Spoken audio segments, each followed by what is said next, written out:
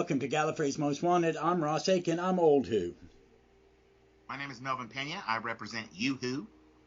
And I'm here whether you like it or not. All right, today we're going to discuss the third episode of Season 14 or Season 1, depending on how you're counting them. The episode called Boom. And I know Jeff Scott's going to have some strong feelings, so I'm going to let him go first. Mm-hmm. Oh, that was cruel. That was cruel.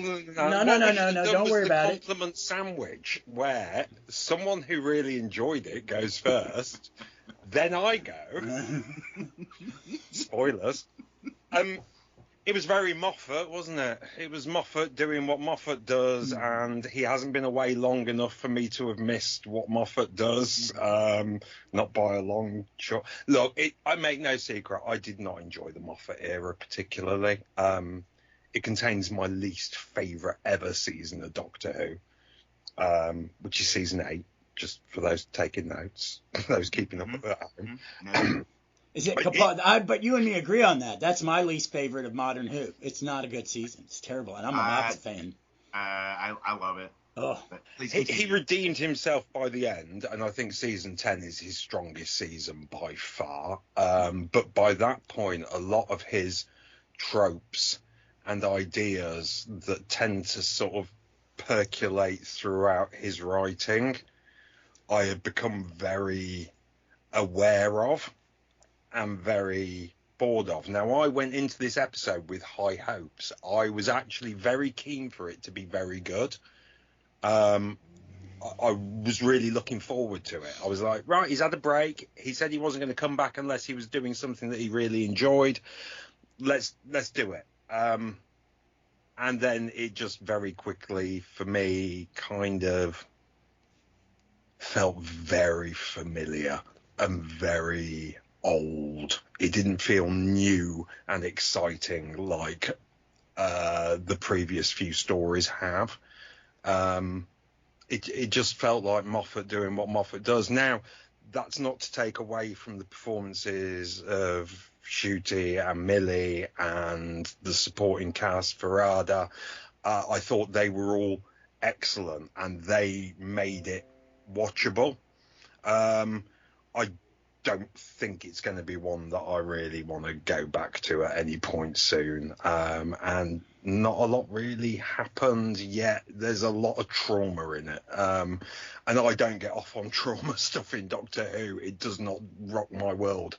I don't like it particularly. I like it in moderation because there's always trauma in Doctor Who.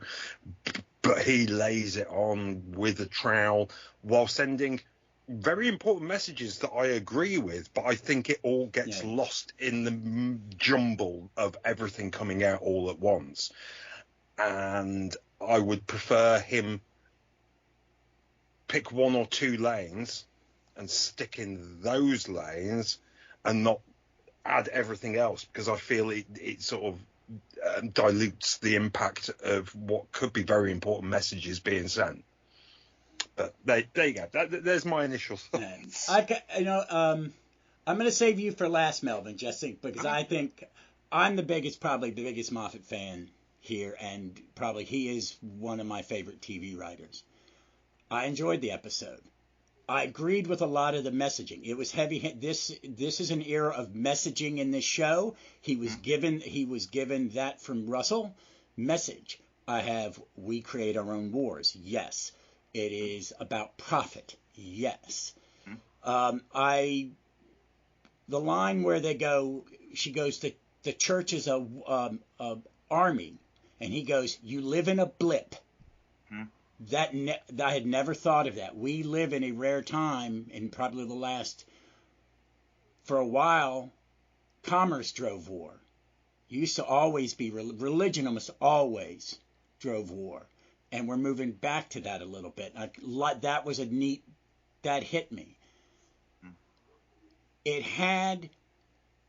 I understood what they were going for. I liked that Russell probably said also, to get it into one small place. We've done big, so bring it in. And I liked changing scope between episodes. But I thought he brought back too much of his own stuff, the church. I mean, I get he needed it. He self-referenced his own material a little bit too much. I don't think it was the best Steven Moffat ever episode, but I do think it's a little jarring. It's a little bit too. We've gone back in time 5 years instead of move forward. So I liked it. I enjoyed it. I thought the script was good. And if I was an actor, I'd want to say those words. That's the one thing I like about Moffat is if I was an actor, I'd want to say his words. He writes in the manner that I like. And there were some great lines. And Judy and Millie, when she walks up to him to get as close to the mine as possible, that's a great scene. It's a great moment. A lot of the things, but it was just even. And I love the ambulance looks like they borrowed something from Paradise Towers. No, it's the L3 robot from Mysterious Planet. That's it, dude, that's it. Okay, I love that. And I'm really this. What is the actress's name? Which one? Susan Twist. Susan Twist. I'm digging. There's always a twist. Yeah. Oh, you know what? They've come out and had to say no. That is really her real name. It's not a hint. Susan Twist. Plot twist. But I like that stuff. But it is. It's Neil Toney and Roy Trommeley and all of that from the 80s once again, but in a slightly different way. I suspect, but we'll see. So overall, I thought this was the idea of it was a good idea. Let's go and just do something very claustrophobic. Let's give them a scare. Let's creep them out. So you hire Moffat. That's what he does best. I can agree with that entirely, actually. And I don't want people to think I hated the episode. It just didn't blow me away. I'm the same way. I liked it a lot. It was entertaining, but I kind of liked the spectacle that we've been getting, the bigger stuff. So it was a little jarring. And I kind of like the new feel that Davies is kind of putting on Who. He's kind of just coming at it from a different way. And I just felt, like Jeff said, Davies has been away for 10 years. So it's very different. And I don't think going back with the Moffat, it was just, I felt like this could have been made 5 years ago, 10 years ago. This could have been a sequel in the Matt Smith era to the Angels story where the church first turn up. That's kind of the vibe I got from it. Was this feels like a sequel, and I could see Matt Smith in it. There were some some of these lines are Matt Smitty. Get it. Yeah, and I understand that because he said himself, basically, it's finding the voice of the actor, but the Doctor always says the same things. The Doctor is the Doctor is the Doctor, and then it's just finding the way that the Doctor is the Doctor with that specific performer in mind. And of course, shoot is still very new, and so writers haven't quite. It's like with writing Susan in the 60s. It wasn't really until people were seeing Susan that they started writing Susan. It's like a self-fulfilling prophecy. But sorry. Yeah. So that's my general take. I enjoyed it, but I just the others have been so good that I just kind of was like, this is just. It was too jarring. It was a jarring change, and I rewatched it again, and I enjoyed it the second time, and I got to catch some things I'd missed, and I enjoyed it. And I think in 6-8 months, whenever the season's over, and I go and watch everything in a row to kind of get a feel of it, I'll enjoy it more. But it was just, it did knock it out of the park for me. It was a pretty good episode of Doctor Who. All right, Melvin, we're hoping you like it more, so I wanted to. I mean, I did like it more, and I don't. From what I'm hearing from both of you, I'm not seeing that either of you properly disliked it. Like, it's not the sort of. No, we don't dislike it. No. I'm not fishing for confirmation, because that's just what I want to lead with. Because what I'm hearing is and I was nodding the entire time that Jeff was talking, because I observed all the things that he observed, and Ross, when you were talking. Like, again, I'm nodding along because what you're saying is objectively what was on the screen. Like, and I think that I don't know, as Doctor Who fans, as people who listen to and do Doctor Who podcasts, like there's a sort of preconceived notion that your first impression, your hot take, defines the episode forever, and we know that that's not the case. Jeff, you've been a fan for 40 years. Ross, you've been a fan for probably 40 years also. Like 50. And this is something but this is something we've talked about before also. Like especially, in the at the end of the Jodie era, into the 60th anniversary specials, that these sort of people who will get online and say, "Oh, I hated this. This isn't any good. Doctor Who is dead." Like, you aren't going to be watching these episodes on repeat for the rest of your life. Like, this is part of your life. Whether or not you enjoy it on first watch, whether or not you sort of like can grasp what's going on. And we talked about last week the fact that this new series of Doctor Who, this new RTD2 era, that one of the things we're trying to do is let the entire storyline unfold before, because again, like, yes, this does feel jarring. I agree with Jeff. I agree with you, Ross, that this is Steven, and again, I agree that Steven Moffat has his own voice, and that this script is very obviously Steven Moffat. It was jarring to me as well. Like, I was used to the bombast. I had already become used to the spectacle, the lightness, the sort of fluffiness that, again, like, there is serious stuff going on underneath. But the first time I watched it on Friday night, I was taken aback. And I am a huge Steven Moffat fan. I love his puzzle box writing. But the thing that was most jarring to me about seeing a Steven Moffat script on Doctor Who for the first time since Twice Upon a Time, when was that, 2017-ish? So it's been several years now, It may not have been that long, but it's been long enough to where on first watch I was just like, what just happened? I saw what happened. He was standing on a landmine, and then they defused it with the power of love, which, again, that's a very Steven Moffat thing. Is the power of love wins. But this time it was like filtered through the technology, that there's an AI that sort of has the personality of the father, and it travels through the shock waves that are attached to the Doctor, and then the Doctor can channel it back through the system, and that's how the power of love defeats everything. But what I'm getting at is that for me, sort of like what Jeff, you were saying, and then Ross, you sort of added to, is that a Steven Moffat script is like, it's like masonry. It's like bricklaying, that there is, there's a layer, and then he puts cement, and then there's another layer, and then there's more cement, and then there's, he builds, there's a structure here, and that there's a complexity to it that, all due respect to Russell T. Davies and to Chibnall and the writers during his era, and I think that this was on purpose during the Chibnall era to sort of bring it back to a sort of, this is Doctor Who for people who like Call the Midwife. We want cozy, we want easy to understand, and that was what was jarring to me about a Steven Moffat script for the first time in 6 or 7 years, is how complex it was. So that was my first impression. I did really like it, but I watched it 4 or 5 times since Friday because I needed to wrap my head around it because there was so much going on.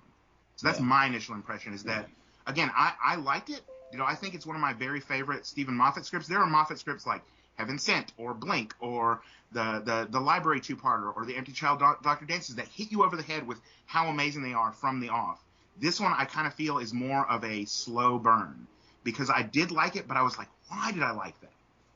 And that I feel like puts me more in alignment with the two of you than I think either of you would have guessed to start. Yeah. Well, I mean, and again, it's not that I didn't like it. It's just I need time to think about it because it's a Moffat script. So there's one thing Davies cannot do. I think Davies is a better writer than Moffat, and I think Moffat's an incredibly good TV writer. They're probably the best two writers in British television in this generation, or two of them. And Davies has a wider range, I think, a lot of ways than Moffat does. Moffat doesn't really do regular dramas. I think he does genre dramas, detective, certain things. But I don't think Davies can scare you or make you uncomfortable as well as Moffat can. I think Moffat knows how to this is a creepy episode. It's dark. It's you've got things and it's creepy stuff. And I think he does creepy better. And I think that's why he came back. I think that's why Davies asked him, I need one of your dark episodes at some point. I think he taps into. I'm sorry.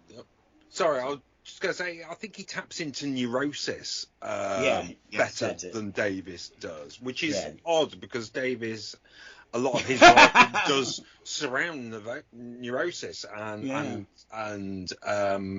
sort of like cultural concern and things like that.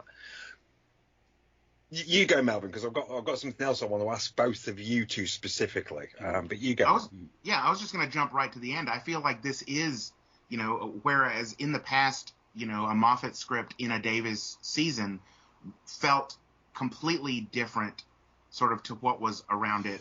This one I feel like had the Davies touch, because I feel like if this had been a Moffat showrun script, at the very end, Ncuti is like, tell the weapons forge of Villain Guard that Daddy is coming, and drop the mic, and then you would have cut to credits. Like in this episode, that is an ending. This is more like the Return of the King, where then you get extended meditations on death and loss, and Ncuti and Millie are standing in the doorway of the TARDIS, looking at the. I mean, the Doctor has just said, nope, we're out of here. 2 minutes is enough, and then he spends an extra 3 or 5 minutes philosophizing, and I feel that is sort of the Davies influence coming back in to say, like, we're not just going to make a flip comment and then cut to credits. Like, there is something else happening here. And there, we are going to talk now about, we are going to have, even though I just said, let's get out of here, we're not sticking around to dwell on things. They dwell for a little bit. And I feel like that is a change. That is a twist. And what y'all were saying just now, that yes, Davies definitely has a sort of, big emotional push in the way that he writes TV scripts, whereas Steven Moffat is much more like, it's much more introspective, it's much more solipsistic and inward turning. It is personal neuroses. It is what is this individual character thinking, whereas Davies is more going for big family emotions, like things that everyone can understand. That's just I just wanted to get that in there real quick. Yeah, I'm going to add something and let Jeff ask his question. I think you're kind of right that the ending was different, because at some point we would have gotten, and Davies did it too in his previous run, where you'd have the doctor speech, the big doctor speech. And I don't think the doctor has to have the big doctor speech in every episode. I'd like to see it. I'd like to see each doctor do their version of it. And I think, if you're right, in a Moffat one, he would have had a long soliloquy at the end of blah, blah, blah, blah, blah. So maybe you're right on Davies, kind of say, tone that down, but get your message in, because there was a lot of message in this episode about war and faith and stuff like that. Yep. All right, Jeff, what's your big question? Well, that leads me neatly into my big question, actually. We understand. I mean, we do because we understand Doctor Who, but culturally, I think in the UK, we understand that Doctor Who is what we would widely consider a left-leaning program, and has a lot of what people nowadays term as woke opinions and thoughts. I hate that word. I loathe it. But it is a good shorthand for left-leaning thinking, I think, and personal equality for all. I wonder, now that it's on Disney Plus and has become much more worldwide available, but particularly in America, do you think that's going to have a negative impact on its perception around the world and worldwide, and specifically in the States, where it's more of a tightrope act, politically speaking, I think, and it is much more black and white thinking across, and it is a very clear divide as well. Across even individual states are either red or blue, and we know what the political situation in America is and how they like to latch on to things. Could Doctor Who be weaponized in that, and could Doctor Who suffer a dent in popularity because of what are important messages being sent out across the world. They are important messages, and they are messages that I wholeheartedly support and stand behind.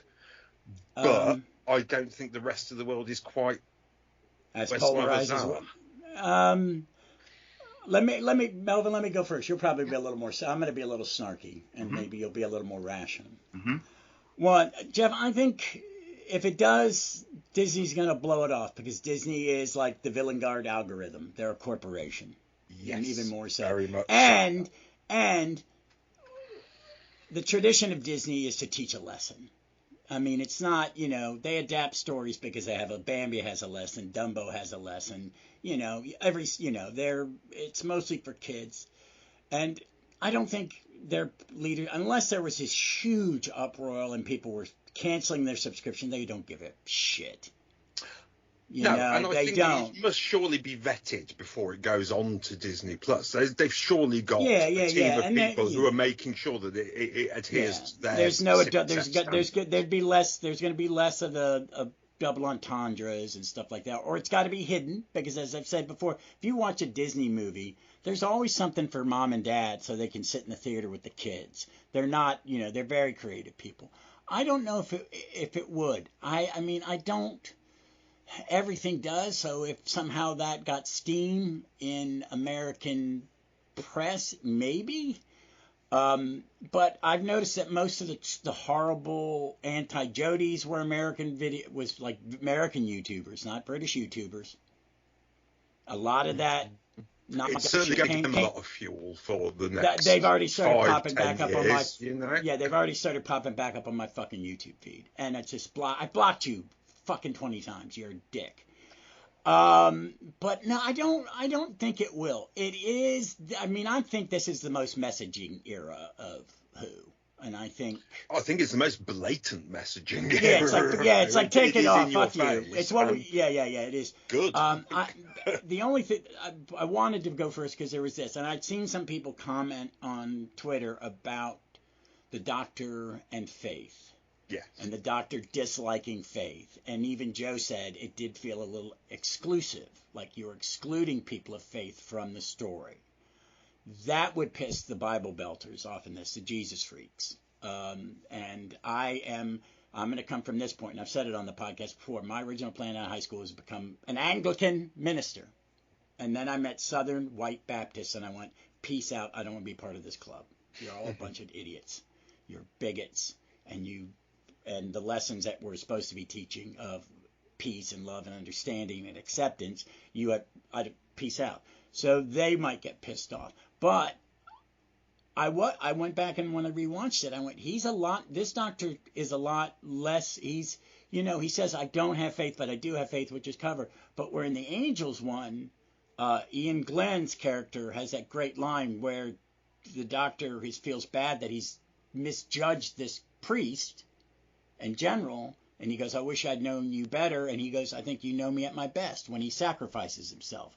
And that was like, you have to accept that you're saying that war is bad. You're going to mention that churches and religions have caused more wars than anything else. Good message. But I think I get why someone could be a little put off by that if they're a person of faith who still watches. There are a lot of people of faith who believe in God that watch Doctor Who, and faith is important to them, and faith is a hard thing. To believe in something without proof with your whole heart, that's hard. And yet, I still respect people who have faith. It's just not for me, or not that faith. So that would kind of tweak them. And I wanted to bring that up because I thought, wow, it was a little dismissive of a section of your audience that you should be politer about it. People who use faith for a bad cause, not all people of faith. Don't wrap everybody up in the same bubble. I don't think Moffat recovers with that little apology at the end. I think it's like, shit, I may have pissed him off. So, but I think it was still, that would be the only thing I think would piss people off in this country. Because if you piss off people of very religious people, they lose their minds. That's why I brought it up this week, because this is the week that it happened most explicitly. Yeah, it was right at, but All right, Melvin. And so I have a lot to say about a lot of these things that y'all have been talking about, and I'm glad that both of you went first. And I hope we keep doing this because this is helpful for me to feel more like a respondent. It helps me to gather my thoughts because y'all are saying things that sort of occurred to me, but give me a way into it. And so, Jeff, you were asking about whether it would cause cost audience numbers to be perceived as woke. And one of the canniest things I think that RTD did was the casting of Ncuti Gatwa in the first place, because one of the things that does to that exact crowd, and this is the thing I was telling y'all before we started recording, that I went and hung out with my buddy Dan yesterday. We went to watch Sun Ra, whatever. My buddy Dan doesn't know anything about Doctor Who. Turns to me at one point when we're driving from one place to another in Raleigh and says, "So Melvin, what's up with Doctor Who? He's gay or something?" And so I'm like, okay, here we go. So Jeff, and this is exactly what I'm talking about. Is that, yes, this is a hugely blatant message era of Doctor Who. I love it. I live for it. Give it to me. Give it to me all day long. The kids who are watching this is going to become part of their intellectual, emotional, historical being for the rest of their lives. It's affecting me. It's affecting y'all. People are talking about it. It's great. But it's also the fact that Ncuti Gatwa is a queer black actor who just this week, and this is the reason my buddy Dan asked, is because it's in circulation this week that he was on the cover of Time magazine.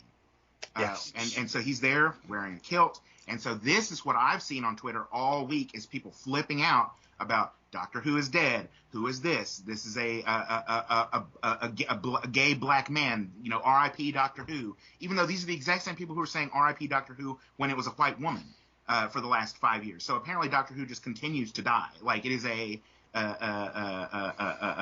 slaughter-proof zombie that just has been walking around in its own filth for the last 10 years. The new improved slaughter-proof zombie. It is a Cannibal Corpse album writ large. But the thing is, again, I think it's very canny that this was the casting, because people are so busy being worked up about the fact that the Doctor is a queer black actor that I don't feel like they're even – and again, the people who are generally upset about these things on the internet are people who say, oh, I'm not watching this. I heard that this was like this. Why is Doctor Who like this, even though I'm clearly not watching it? So the fact that there are multiple layers of distraction for the public to engage their woke rage at, I feel sort of protects the scripts, safeguards them from that kind of analysis. And then the second part of what I want to respond to is that faith thing, because it is a very important thing in this episode. It comes up again and again. Yes, it is sort of a sequel to that the Angel two-parter, mostly because but again, that's it's a thing that you don't necessarily have to have any knowledge of. You get what you understand what it's about based on the context. They re-explain it. Yeah. He re-explains it. Exactly. And I think what the Doctor is talking about, and it's very similar to Capaldi's anti-soldier sort of theme in the Capaldi era, or during the Moffat era. And he's, Moffat, again, it's a knee-jerk reaction to say that he is bad-mouthing faith, because that's not what he's doing.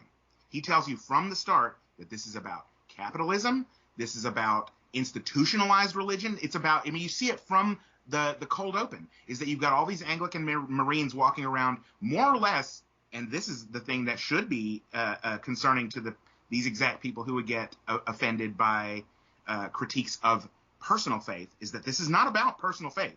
This is about weaponized religion. This is about weaponized institutional religion. This is about, and what I was going to say is in that cold open, Virata Setu's character is literally walking around taking the Lord's name in vain, saying, God is my witness. I'll show you my tattoo. That is the most taking the Lord's name in vain that happens in the entire episode. That is the least Christian thing that you can imagine in the episode. And it is, the vergers, the I don't have the right level of divinity. And what she's saying is she doesn't have the right level of authority. That there is a sense in which we're not talking about your personal beliefs in this episode. What we're talking about is the way that the structural inequities. We're talking about institutionalized religion. We're talking about thinking about it as a social and political and military structure. We're not at all At no point in this episode, and when they do talk about that kind of faith, your faith in your father or your faith in whatever it happens to be, and when the doctor says, Verada says, I thought you didn't really care for faith. And he says, it's good when it's a good thing to have to hold on to hope, So again, he's not dismissing people's personal beliefs. He's saying that the way that it is deployed to get people to do things is bad, which that is a great lesson. Sorry, I just had to get off that. Get that out there. But I want to tie into that because that's made me think, because he's talking about a corporate algorithm. I work for a big hospital. We have algorithms up the yin-yang for stuff. But you have the corporate algorithm for soldiers. But, Jeff, I don't know if you have this in England, but we have what we call mega churches. Mm-hmm. And they're basically owned by televangelists. They'd have 20,000 people every day. They own 2 or 3 airports. There's a guy named Joel Osteen who is the most worthless piece of shit on this planet. Had floods in Houston. He had a brand new church, and he wouldn't let people take shelter there when their houses were flooded. But a furniture store guy did. So I think it's added on that. And we have the corporate villain guard. I like that throwback to his first Doctor Who, Dr. Dance's The Villain Guard. He's the Weapon Factory Villain Guard. Yeah. But we have a former vice president who ran a company called Halliburton Villain Guard, and made a bunch of money in the back, through the back door, sending people to Iraq for a war that we didn't need to go to. For weapons of mass destruction that were invented. Weapons of mass destruction. It was a corporate enemy that didn't exist. It was what Eisenhower told us 2 things: don't get stuck into a land war in Southeast Asia, and don't trust the military-industrial complex. And some religion in this country is not much different. No. Those mega churches, they are all about bilking money out of people and to maximize their capital. Yeah. People were worried about the sort of like the mix of church and state, but where we're at now is the mix of church and business, and church and industry, and church and all of the things that are the backbone of a country's economy, and church has now got infested into that, and yet it's absolutely believable that a church would be led to a non-existent war by AI, because we're also then touching on the AI concerns that are currently, again, there's a lot of very current concerns, and it feels very now. There's also the weaponization of the church, not against anything but its own believers. Mm-hmm. And that's what when Melvin was talking, it was, very much, it's the weaponization of the church, but not against anything other than the people within that church. And I think we see that a lot as well. That's a good point. Is faith leaders using their position to influence their flock, their congregation. And you were talking specifically about the way it would be perceived in America, which is, again, like you're talking about the separation of church and state. Like, churches here don't pay taxes; they aren't taxed, but they are flying. It's weirdly the churches that are flying these giant American flags and saying, "Happy 4th of July." And I'm like, what do these 2 things have to do with each other? The churches that are influencing or telling people who to vote for. The guy who's running for governor in North Carolina is like the GOP Republican guy. He's literally the worst person in the world, who will talk about how, gay people need to be silenced, and that abortion needs to be canceled forever. Like, and just like says things in the most infuriating, evil, filthy, terrible ways. And one of the things about this episode, again, going back to your original point, Jeff, about, how is this going to be perceived in places like America? Will there be controversy? Will Disney, like, thinking about, and where you were headed is like, would they think about maybe pulling an episode? And I'm surprised that this episode wasn't pulled. Like, think about, and the thing is, like, I feel like in this era, despite the fact that there is very sort of over the top, on the nose messaging, is that it's strangely sort of tangential also at the same time. So you'll remember that the Robin of Sherwood, the Robot of Sherwood episode, that they had that last second cut because the Rory Kinnear character got beheaded at some point, and there had been an ISIS beheading at some point right before that episode. So they cut that and whatever. But this episode, I kept thinking the whole time that I was watching it the first time on Friday about that kid. I'm like, why is there a child in a war zone? And I'm like, because there are. I know, but the things like this episode was filmed a year and a half ago, and like this is what's it's in the news every day. What's happening in Gaza? It's in the news every day. Not just Gaza, but Ukraine. Yeah, no, of course. I'm just saying, like, what is the most sort of like? It's. I'm like, how is this not like this is as on the nose as you can get? But the fact that they don't like say anything about it is why it's not like that is what makes this brilliant. That is what makes this topical. Like that is the sort of, in the Moffat era Zygon two-parter, Capaldi goes off on a 12-minute speech about war, and people talked about it for weeks and months, and they're still talking about it. Like that is one thing, and I have done a little bit more, just sort of like scrolling through the internet recently, the last couple days, than I have the last couple episodes, and that's one thing I haven't seen anybody talking about. And I'm like, it is right. There is a child who's losing both of her parents, and she's in a war zone. I'm like, what is she?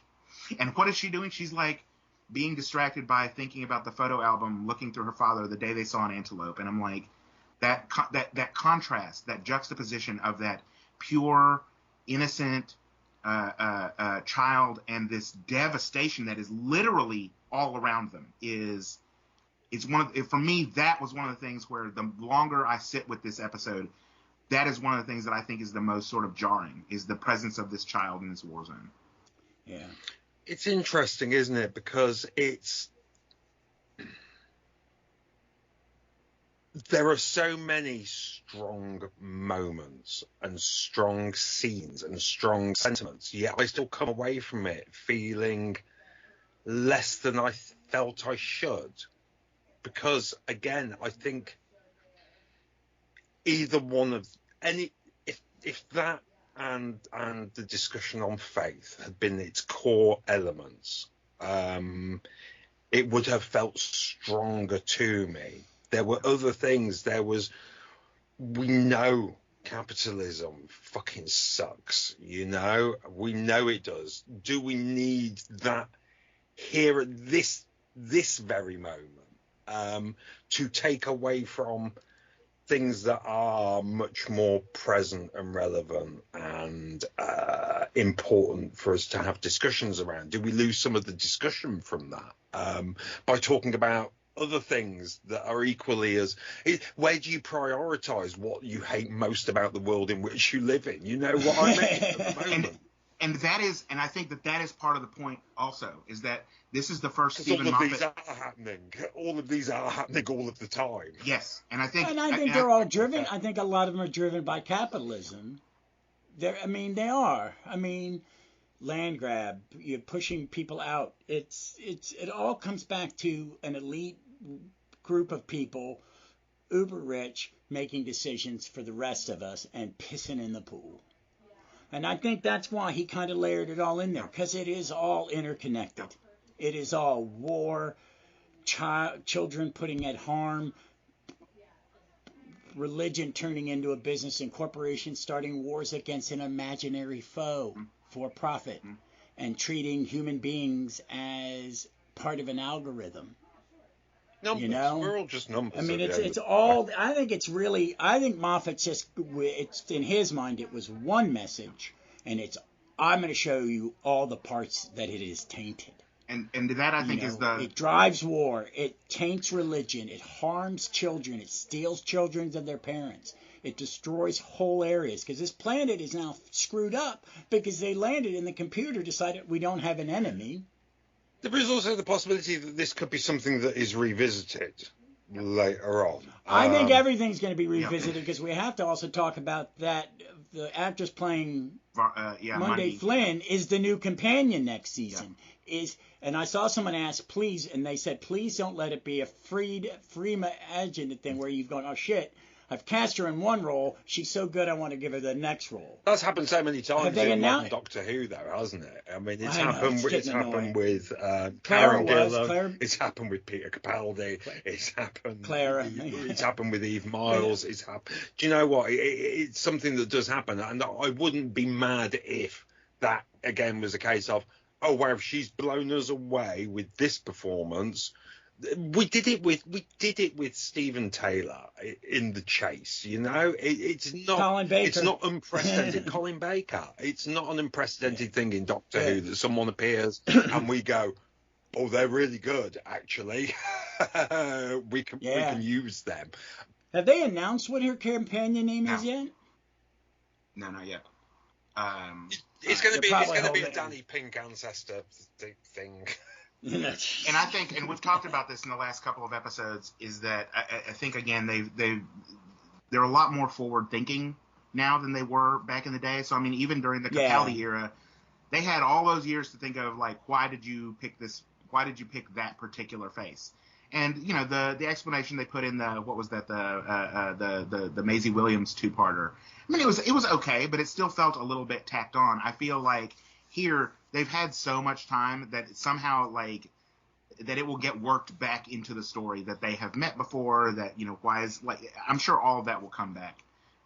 One of the things that I wanted to do before we sort of moved off the everything, everywhere, all the time, all at once sort of nature of this episode, the sort of layering that y'all were talking about just a minute ago, is I think, again, it's a very canny decision. And again, it goes to my having to watch it 4 or 5 times to try and wrap my head around what was going on. And I think that what y'all were just talking about sort of clarified that a little bit for me, is that this was the right time. It was the right time to have a Moffat penned episode, and it is almost intellectually and thematically overstuffed, and it feels appropriate because since having this be the first sort of Moffat episode since Pandemic, because, you know, over the last 4 or 5 years, especially, again, since Pandemic, it's catastrophe fatigue. You know, it's Pandemic. It's people won't wear masks. It's people want to carry guns into Subway. It's like, and Subway, I mean the restaurant, not like the Subway, which I'm sure they're doing that as well. But like, kids doing online learning, you know, remote jobs. It's literally war in Gaza. It is absolute overstimulation, fatigue for everything that's going on.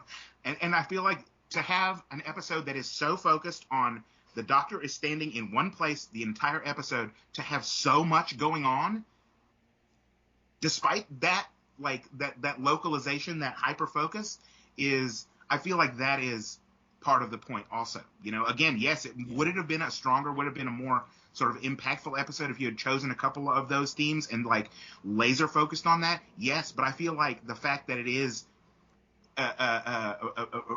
rage and exhaustion and everything is happening fatigue, I feel like that is part of the point as well. And that's actually quite interesting, because the Doctor is forced to remain an inactive participant in all of this with other than his voice. And of course, I forgot Black Lives Matter as well. Like, there's so many other things that have happened. Exactly, in the past 4 or 5 There's years. so much, you can't remember everything. You know, it's crazy. It's crazy, and nothing diminishes the other either. You know, just because there's a war happening here, it doesn't mean there isn't a war happening here. No. You're torn in multiple directions all of the time. It's what makes being on the internet so exhausting. What makes arguing about something as petty as Doctor Who and a TV program utterly redundant. But at the same time, we have to protect ourselves and keep ourselves functioning within the world in which we're having to live, and by having an outlet like Doctor Who, we can do that, you know. But it doesn't mean that none of us are not aware of everything else that sucks for everyone else in the world, you know. I'm in a privileged position as a white male 40-something straight man who lives in the UK. I get that, and I feel that, and I don't know how I would cope if I was in any other place in the world, because it would be traumatic if I was any other color, if I was any other gender, if I was any other person, you know. Yeah. And even I struggle to cope on a day-to-day basis. You know, it's crazy and it sucks. Yeah. And thank God we have Doctor Who that we can go, Yeah. okay, I can just. Well, I think Davies is trying to do this because it'll get us thinking and thinking about it, being introspective is a cathartic thing. It helps you process. And I get it. And I think they do.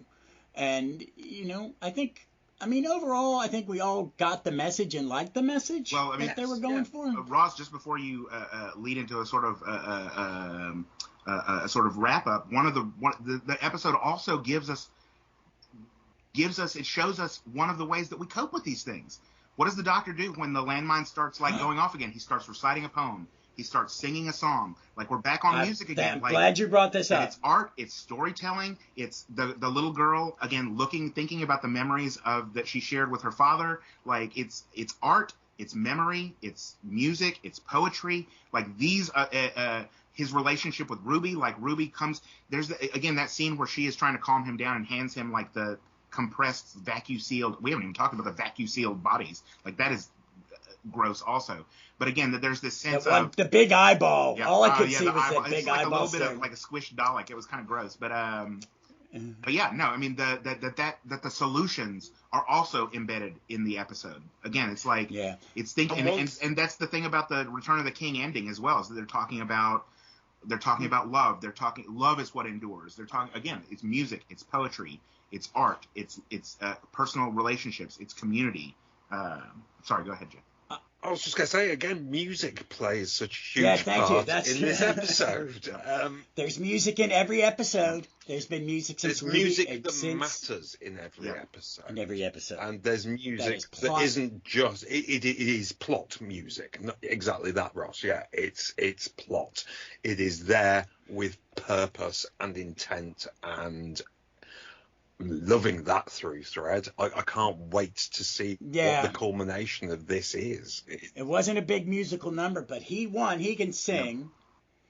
And I like that. I like that there's something musical in every episode. And from what I gathered from the internet, and y'all will probably know better than I think that was the lyric version of a song that the second Doctor used to play on his recorder. Is that correct? Yes. I mean, it's there's a lot. song There's here a lot of UK. throwbacks to Who. Yeah. Huh?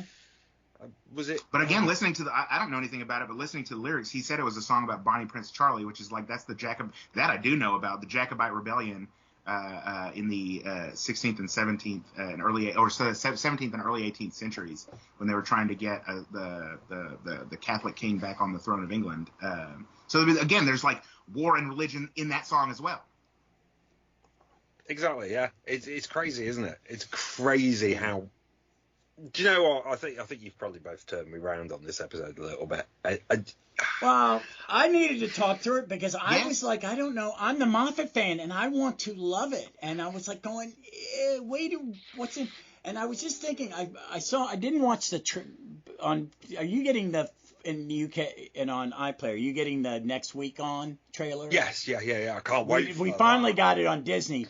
So the next one's another scary story, but it's written by Russell. It looks very terrifying from the trailer. It's written by somebody else. Oh, who is? Okay, is Hold on just a second. It's called 73 Yards. You're right. In which the Doctor and Ruby... No, it says writer Russell T. Davies. Rogue, episode 6, is by Kate Herron, who wrote Loki. Oh, okay. And someone else. Okay. I think, what was it, 73 yards? 473? Yeah, in which the Doctor and Ruby have to drink 73 yards of ale in a small rural pub to survive.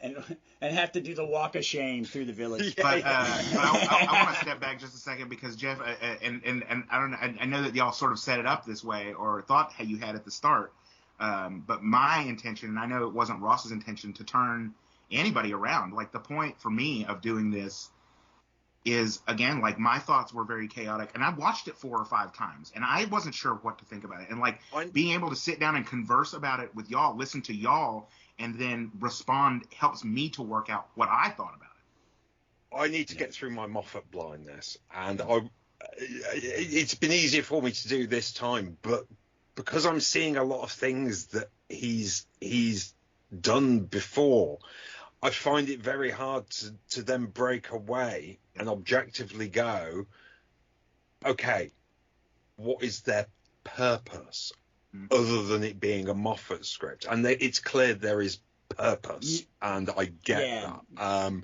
which is why he's chosen Steven for this script. It makes sense. Yeah. It makes sense. I just need, because I had such a bad reaction to not all of his Doctor Who. There is a lot of his Doctor Who that I really enjoy. The Empty Child the Doctor Dances is probably one of my favourite Doctor Who episodes ever. I think it's beautiful. I think it's fantastic. But by the end of him being in charge of the show, I'd felt that he didn't bring anything new to the table. But maybe that's the point, because he brought what he does well to the table, and it didn't need to be anything new. Maybe. And I feel like that is one of the things that is for me coming through every time I hear a new interview with or read a new interview with Steven Moffat about this episode particularly, or listening to RTD talk about those origins during the early days of sort of Emily Cook's Doctor Who watch-alongs that sort of birthed his return to Doctor Who, is that he says in one of the commentaries that, you know, he made the first 3 calls he made were to Murray Gold and Steven Moffat, and like that they had a text chain going with Chris Chibnall, like that there is a greater sort of spirit of collaboration and less of the auteurness. That I think that's what you're talking about, is that yes, that there are Steven Moffat sort of things, but that this episode specifically feels more like Moffat knows more or less the sort of general thing that Davis is going for, that these are things that they have been talking about, and that has come into a Moffat script in a way that it never did before. We talked about this last week, though. We said, look, Moffat, Chibnall, RTD, they all talk to each other. They're all mates, and they've probably been pushing this direction. I said they're all pointing in a similar direction like this last time. Davies embracing Chibnall's changes to the mythos. Like, he's doubling down. He's letting fans know, I know what my predecessor did. Good for him. The Doctor is an orphan. He's going to a foundling. He's going to understand Ruby's trepidation. RTD find out that you're a Doctor. Very simply have turned around to Chris and said, okay, if you'd have carried on, where would you have taken this? Those are the sorts of conversations friends have, especially artistic friends, you know, being in bands and stuff. You talk to your fellow bandmates after the fact, and it's like, well, where do you think we'd have gone? You know, these are all things that artists and people with an artistic intent have conversations about. It's about art. It's about and Doctor Who fans. Very specifically, their art is Doctor Who. So yeah, absolutely. I'm interested. Again, it hasn't put me off the season. It hasn't put me off the return. I struggled with it a little bit, but I think a lot of those struggles I'm now a bit clearer on. It's not like I would ever skip it if I was rewatching the full season. You know, it just immediately. There were things that kind of made me go back to where we had been. Yeah, it's triggering. I get that. Because I'd enjoyed so much of the way Chris Chibnall did make Doctor Who cozy again, and it reminded me very much of my experiences of watching Doctor Who as a child growing up, and it gave me that same comfort and that same safety and that same security, and I like that. So going back to something where I hadn't felt as comfortable it is kind of like making me go, oh. But I can understand exactly why those fans who came of age during the Moffat era and really cut their teeth on what he was doing, absolutely are blown away by it, and I get it, and I won't take that away from them. I'm not suddenly going to jump onto someone's post saying how much they enjoyed it by going, well, actually, I didn't. Yeah. You know, Yeah, that's just pissy and puerile. There's a topic I didn't get to. I wanted to talk about, it's something me, the theater nerd, and, you know, the one-time shitty actor, is to watch just this interaction between Millie and Shooty around the mine, his tears. He even had actors. Some actors can make themselves cry. It's Michelle Gellar got Buffy role because Allison Hannigan has the ability to do it too on Buffy. They're two actors I know that they can cry on command. They can concentrate and tears come. It's not something everybody can do, but that he stays calm, but he's crying. He's even got the damn snot, the cry snot on his face. I don't know if they added it. He said, I want it to look like I am crying so hard my nose is running the worst kind of tears. And that's the suppression coming out, isn't it? Yeah, but his face, because he stands in one spot the majority of the episode. And the director, hold on, I got it pulled up. I think they did a wonderful job. The director was Julianne Robinson. She's the producer, one of the producers of the show, and directed the. And I saw that her and Moffat Papers. both got. Yeah, and Moffat got a producer credit on this. I think he has to probably. Yeah. You get to a certain part in your career, and if you're working on something, you get paid twice. So. But I just think that I like the idea of going that tight because you could see more. Millie's good, and he goes, I'm ordering you, and she goes, yeah, it's not going to work, mate. Her response to that. That was again. There were parts of the script where I was like, yes, this is all very Moffat, because I could literally hear. It took no effort at all when I would replay the lines. I'm like, I can hear Matt Smith saying this. I can hear Karen Gillan saying that. Like that there's something very, very Moffat. So you could hear Jenna Coleman say that. Exactly. I could hear Jenna. Exactly that line I could hear Jenna saying. Well, Moffat likes strong women. He writes very strong women. Those are people he likes. His wife's a very strong woman. His mother-in-law was a very powerful producer. I think those are the people he trusts. You know what I mean? So he does write them that way. But I think they're nailing it. I did see something on the internet today, and I want to bring it up more so because me and Jeff's love of Web Planet. Someone put a side-by-side of Web Planet and this planet, and it went Alien Planet 1960s, Alien Planet 2020s, and I went, yeah, all the fog. I liked it because I think I have a very nice TV. I inherited from my mother-in-law in my office. It's way too big for this little room. And at times I'm watching it, it's like, this is a CSO that Barry Letts always wanted. Yeah. Oh, yeah. Because they're just in a floor. They're just on a stage with some dirt, and everything else in the background is added on later. But I thought it was stunning. And her reaction to the planet, I like that. When their first alien planet. And I've heard people going, but they were 6 months in. How has she not been on an alien planet? Jesus, do you have the entire a right? Eccleston season didn't go anywhere but Earth. That was the great thing is like I saw something on Twitter and I can't remember the actual joke, but it was something like Doctor Who back in the day, like films in every quarry in England. Doctor Who with Disney money, build your own quarry.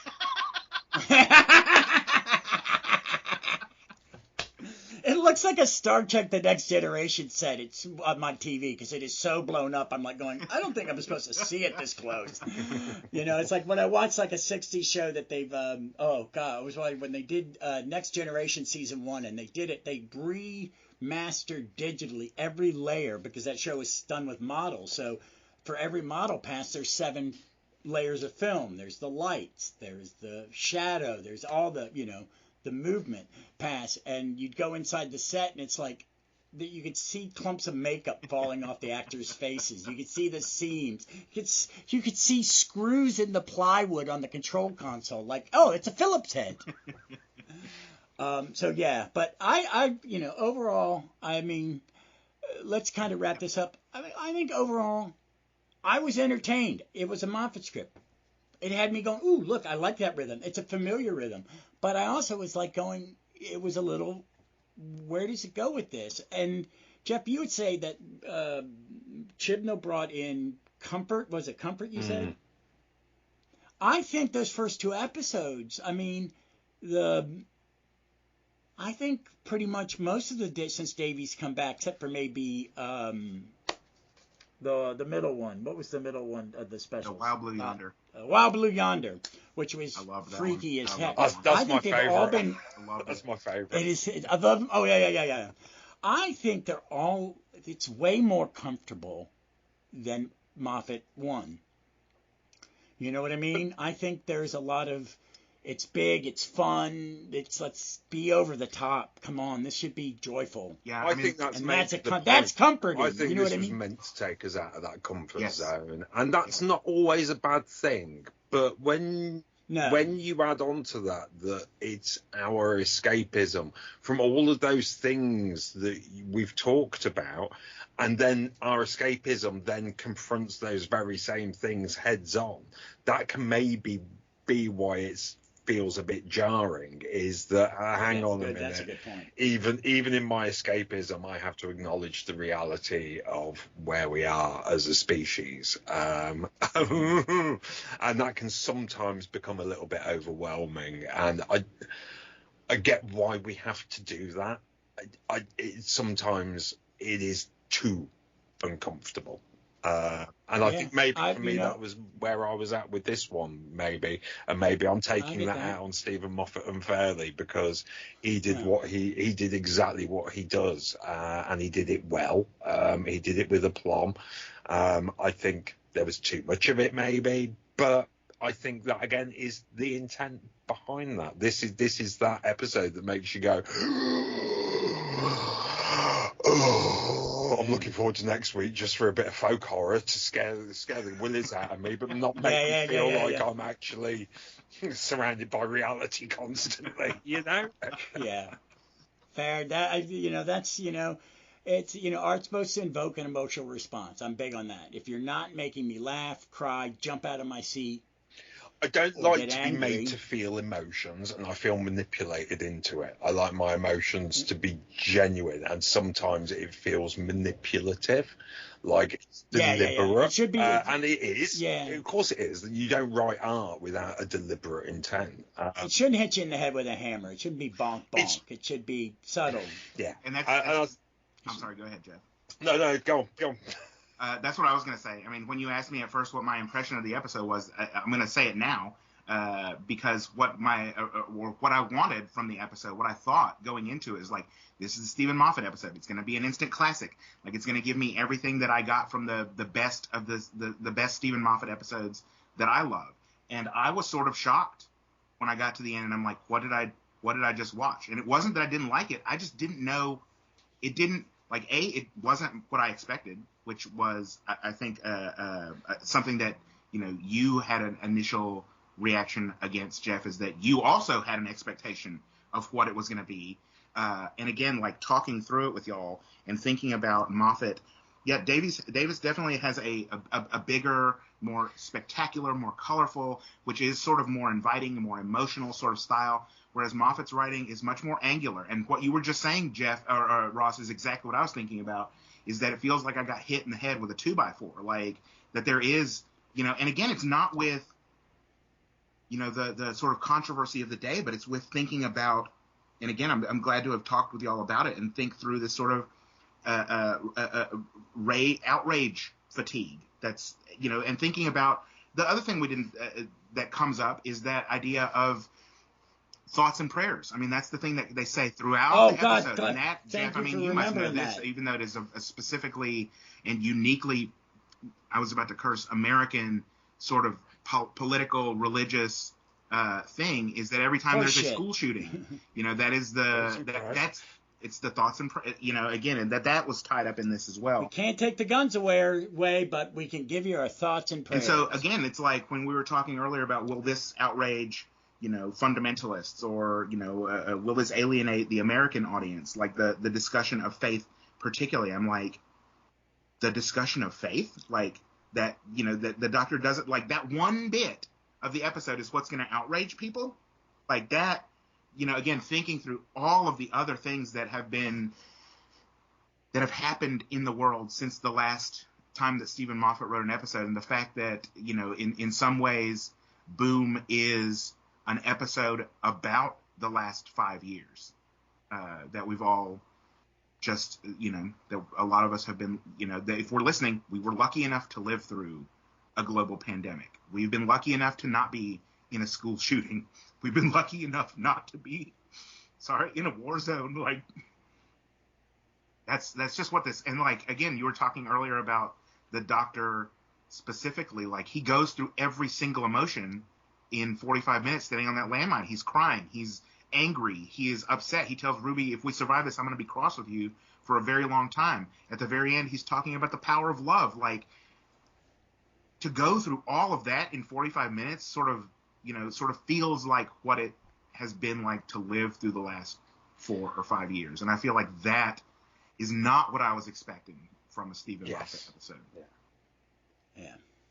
It's interesting to know, just before you say that, Ross, that I think people should know, because each time one of us has been talking, the others have sat there nodding and agreeing with pretty much 100% of everything that we've all said today, which I think that's fascinating, really, that we're all coming from it from very different perspectives and with very different first impressions, and all agreeing with each other as well. That's crazy. So that's a win, I think.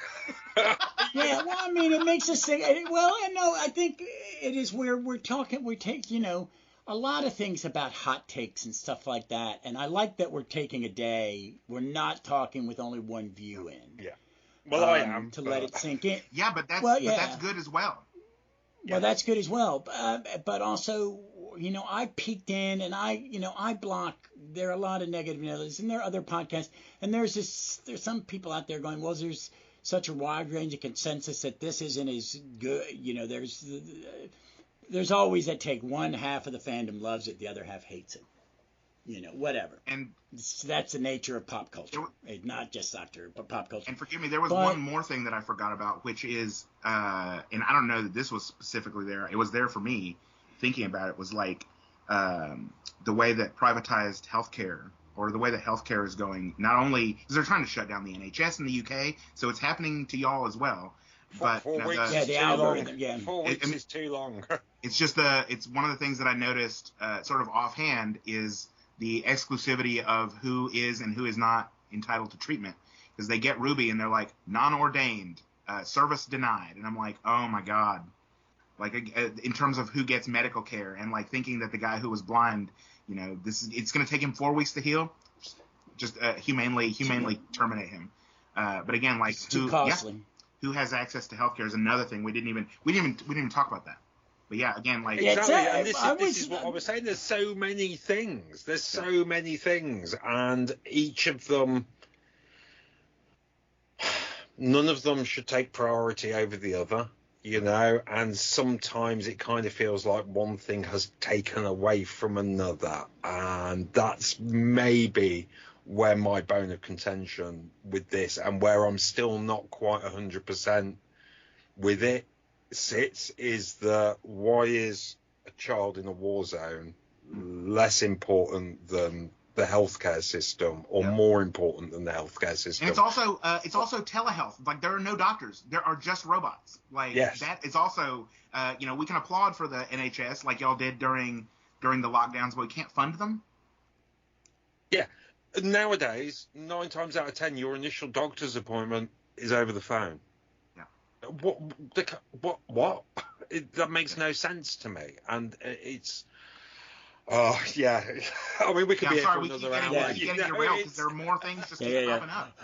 But that's Yeah. it. And I work in healthcare, so I know exactly what you guys are talking about. It's, And again, that's the extraordinary thing is like it's not the Moffat episode that I thought I was going to get. It is and we've been talking about how Russell T. Davies is a different writer than he was, how many ever years ago since the last time he wrote. Like we forget that Steven Moffat is also different, and I think that was jarring as well because it was not the Steven Moffat Doctor Who that I expected. It's richer, it's more layered, it's more subtle, and it's more. Even though this was a less episode, it was definitely more. If you wanted to show someone a crash course in Steven Moffat's writing style, this is condensed. This is a freshly squeezed Moffat. You know what I mean? It's farm to table Moffat. Exactly. You could insert it. You could insert this episode into, because in a lot of ways, some of my favorite Moffat episodes are the ones he wrote for Davies. Yes. Blink, the Madame de Pompadour episode, Dr. Dance's, which is Victoria's favorite Doctor episode, period. And you can't argue with that. If that's your favorite, that's a good one to have as a favorite. And the library one, which is one of my favorites. But this is textbook Moffat on steroids a bit because he can write subtler, and simpler. He can write simpler also. Yeah, I think he really wanted bang for his buck. So overall, I mean, I enjoyed it. I think this was probably one of the best discussions I think we've ever had on Gallifrey's Most Wanted because what Jeff said, we all came from different points, and we're all surprised that we all agree. Because I been thinking since Friday night, did I dislike this? Did I love it? I just didn't know. I mean, I know I enjoyed it. I'm glad I sat there at 7 o'clock and watched it with my wife. And because I'll do this, Moffat, if you go into it not think, if you were to go into it completely blind, free of any previous seeing of Moffat, you would probably love it. Yes, I would agree with that. Because we all carry luggage. I mean, we all carry luggage when it comes into watching media, especially as Doctor Who fans, because we've all been, different lengths of time been fans, and we build up our own biases. I mean, to be honest, I used to hate season 18 until Jeff said, watch it again with new eyes, and I watched it without I tried to watch without bias, and I was able to go, wow, this is a much better season than I remember. Because that builds up. I will never lose my bias to Kill the Moon, though. I love that one. No, that's awful. I love Capaldi. Thank you. His delight when he says that the moon's an egg. Like his doing the yo-yo in the spaceship trying to figure out the I love it. But yeah, no, I was deeply ambivalent the first time I watched this episode, and being able to talk through why I thought that way with y'all has been extremely valuable to me, and I still don't know. I mean, yes, I like this episode.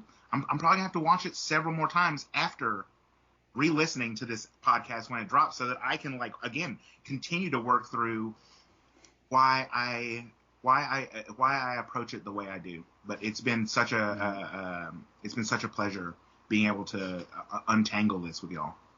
Yes, thank you very much. It was a lot of fun. All right, so any recommendations, Jeff? Anything changed in the last 7 days?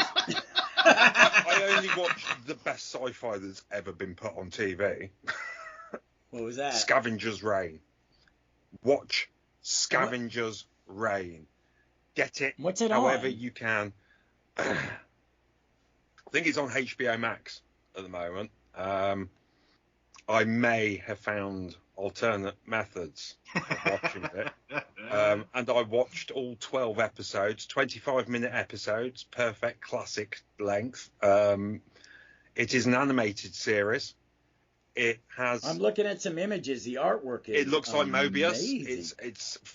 Thank you. That's what I was like. What does it look like? my friend Tim goes, "Yo, you like Mobius, don't you?" And I was like, "Yeah." He goes, "You need to watch Scavenger's Reign, and it is the atmosphere, the world building, the story, the music. Oh, the music! The soundtrack is on Spotify, and if you like what Sega Nakanola did for Doctor Who, you will love this soundtrack. It is a masterpiece. It is some of the greatest sci-fi. It reminded me, the experience for me was very similar to when I watched Ulysses 31 as a kid, which was also a magnificent science fiction animated series.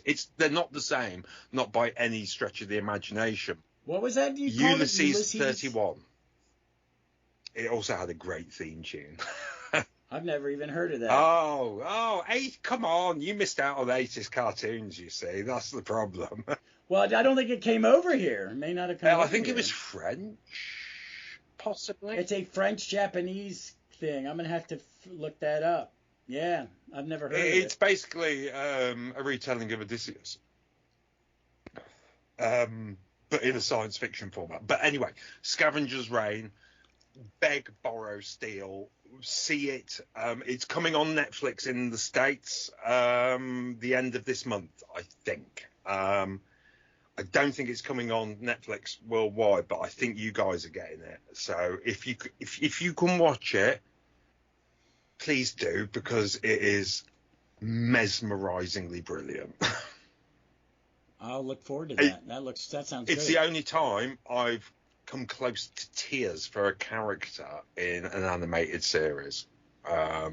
It's magnificent. It is magnificent. So Scavenger's Reign. All right, Melvin, what's yours? I've got a couple. One is, I don't know, our listeners out there are familiar. We've talked about him before. Toby Hadoke does a number of Doctor Who podcasts. He's involved in the DVD, the Blu-ray range, the behind-the-scenes documentaries that they film. But he has a new podcast range out. It's actually an extension of one that he's done for a while called Indefinable Magic. But he's doing it instead of with classic stuff.